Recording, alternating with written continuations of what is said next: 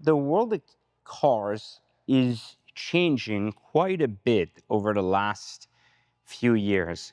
There's two things I predicted in the markets that have really come true from over 2 years ago, and it was that individualization was going to become a very real thing in the exotic car world, meaning super crazy specs and ways to own cars, not just of high caliber cars, but also high caliber colors or ultimately like specifications that you can't just get anywhere. So people wouldn't just be cool for driving a Ferrari anymore.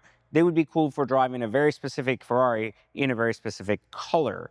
And that was going to make a big difference. I also said a year or so ago, after Monterey Car Week, that the world of resto mods was going to outperform the world of manufactured cars. What that means is that people taking older cars like this 355 and turning it into an exciting, new, more modern driver is going to no longer be the exception, but rather the rule. And the reason that was going to become the rule was really a financial reason. Not only is the car better to drive than the new stuff, because the new stuff's just very plastic, but it's also much cheaper because putting 50, 60, 100K in an old 355 is still significantly cheaper than driving a new F8 and a better driving experience. So you start thinking about these things and you start looking at the future, and it suddenly tells you that owning a Lamborghini Countach for $3 million doesn't sound that bad anymore. That's right. When this car first came out, it was a total of $2.5 to $3 million to own one. And every single review started talking about it's an Aventador with a body kit, which isn't really true. But they were like, it's got an Aventador V12 in it. It's got an Aventador seat position in it. Then it's got to be an Aventador with a body kit. But something I argued when I bought this car a year ago was that the market was trending towards these things where people are not just buying cars, but recommissioning them, and it's becoming okay, meaning people are, and we've seen this in the Carrera GT world. People have bought Carrera GTs and have sent them to companies that specialize in repainting them, redoing the interiors, the full engines, bringing them back to life in a more modern way. And this is something very interesting because if you actually think about it, this is very important.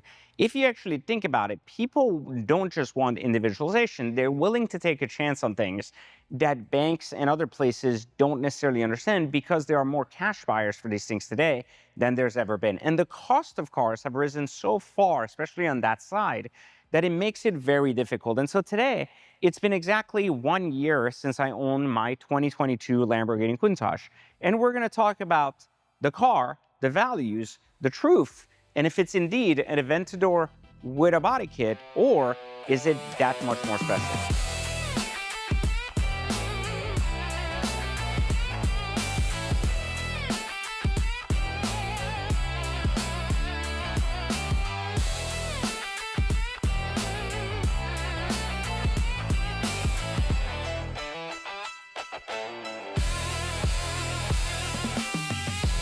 So the 2022 Lamborghini Countach seemed like a crazy idea. 112 cars made, and it's quite radically different. It really actually looks like the old car resto modded. And something that I argued about this car is that the longer you look at it, the prettier it gets. It has one of the best designs, I think, that ever came out of Lamborghini. It's not only the old and the new, but put in a way that signifies two things. And I said this in my first review. For those of you that missed it, you can check out the review linked in the description. But this car marks the beginning of when Lamborghini became popular with the Countach, and it marks the ending of what Lamborghini really was prior to the Revuelto and electrification of hybrid cars and everything that the future holds. And the reason this is very important is because that's a very big era. Like, that's a very big 1980 era, late 1980s, all the way up to 2022.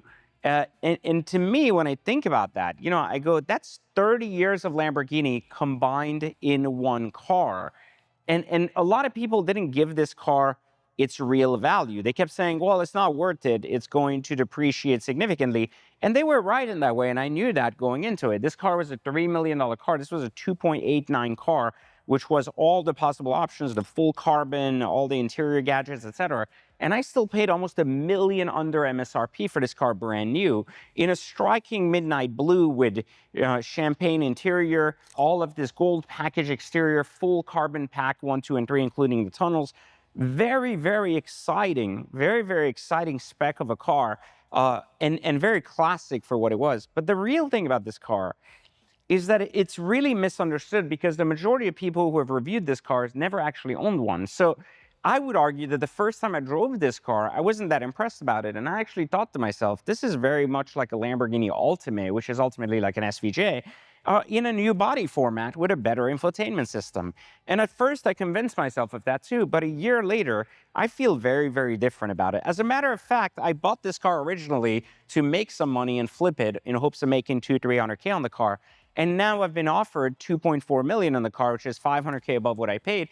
And I still aren't really interested in selling it because I think it is going to not only go up, but be worth something. And I think of this for two reasons. Not just because of the 30 years of Lamborghini it signifies, not just because it's an incredibly good product or that it bears the name Countach, but I believe that generally speaking, we're not going to get Lamborghinis like this for a very long time.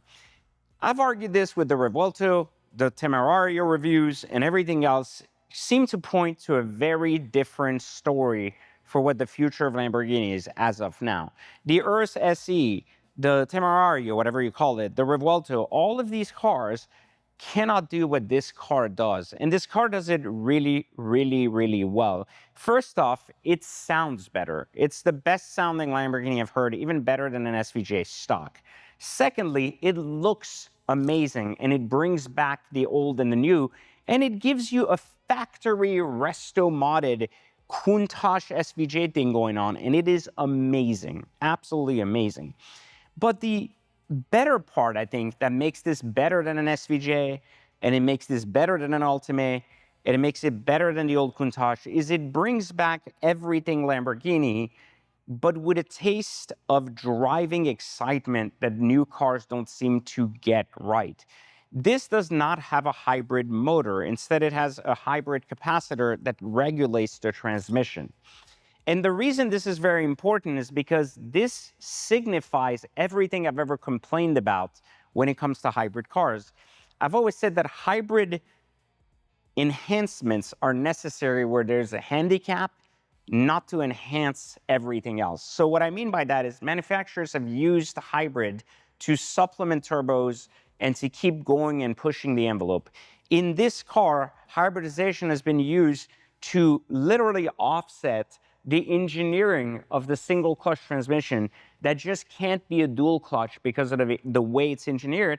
And so for that reason, it makes the driving feel like a dual clutch transmission at low speeds, but yet it still gives you the rawness at high speeds. So it's literally made to take a handicap off of a car and say, hey, we fixed that. But it doesn't change the rawness of the car. It doesn't change the engine function of the car. It doesn't make the car abnormally fast. As a matter of fact, it makes it less fast, but so much more raw and usable, and it's just glorious in every way possible.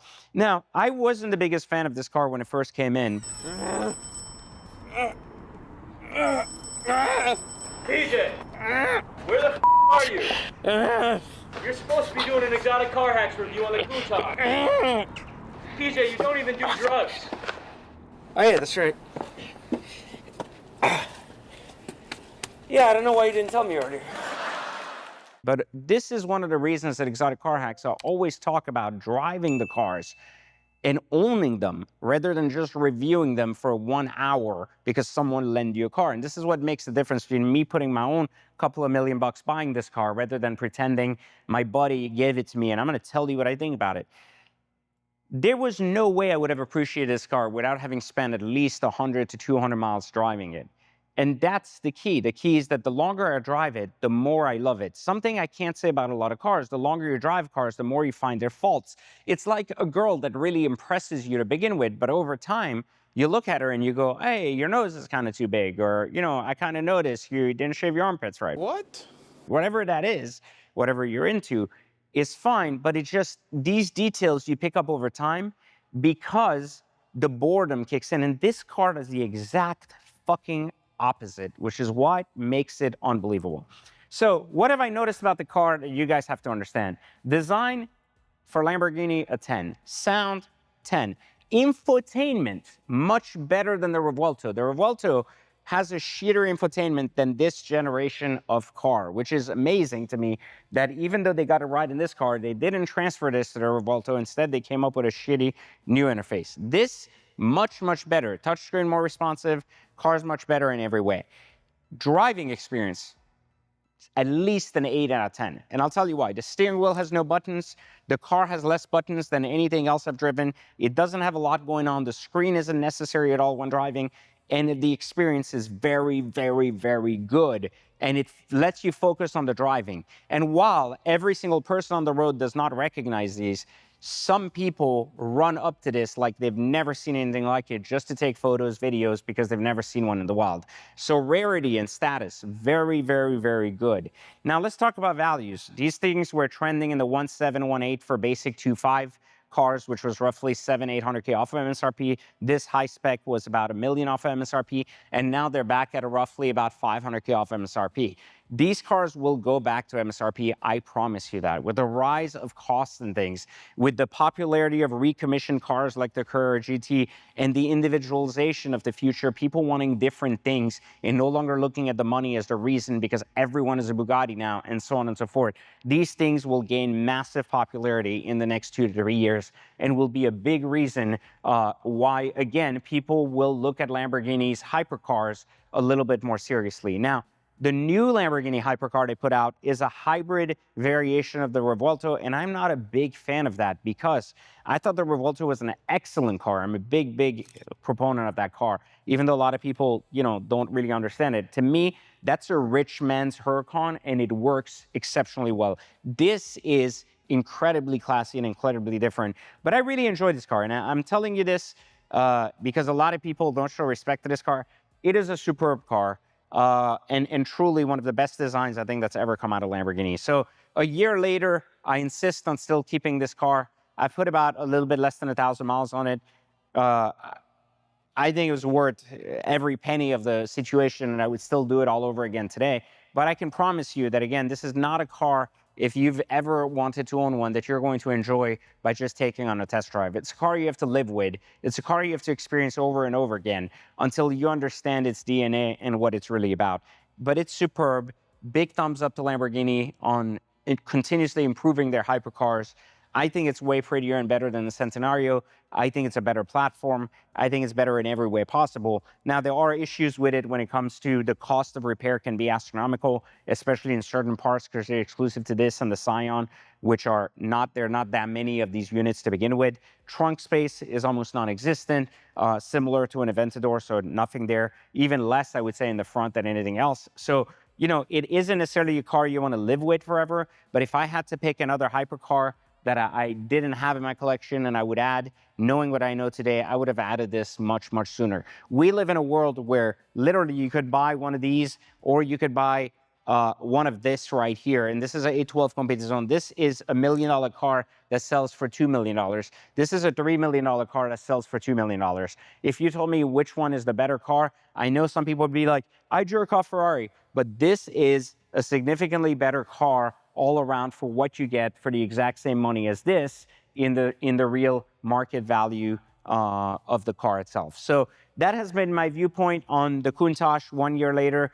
There isn't much to love in this car. It is very much an excellent car in every way once you get to experience it for a while. I do recommend, if you do get the car, because I've really done a lot of math when I was buying the car to begin with, the carbon trim pieces do make a significant difference in design and experience on this car. It's one package. You get the carbon front, the carbon top here, the carbon doors, and the rear. It makes a design difference that is significant, and I don't recommend buying one without it because you get a very, very different dynamic of excitement for the car itself if you don't. So lots of cool features, very, very cool car. Make sure to go back to my first review if you want to see more details about the car itself. This was more my take 1 year later on the Countach. Again, like, subscribe, turn on notifications. And again, hopefully you guys are having a good year, and it started strong for us. A lot of cars coming to the collection, including a very, very special recommission very, very soon. I'm excited to announce it. I just don't want to jinx it and say it too fast. I had to trade out 3 cars for it, so not 3, it was 3 cars plus $1.5 million, so quite a heavy purchase, but nonetheless, I think it'll be worth it because the car will be worth big money in the future, but I'm excited to unveil it on the channel very, very soon. I appreciate you guys continuing to watch us in 2026, and again, I'll catch you next time for Exotic Car Hacks.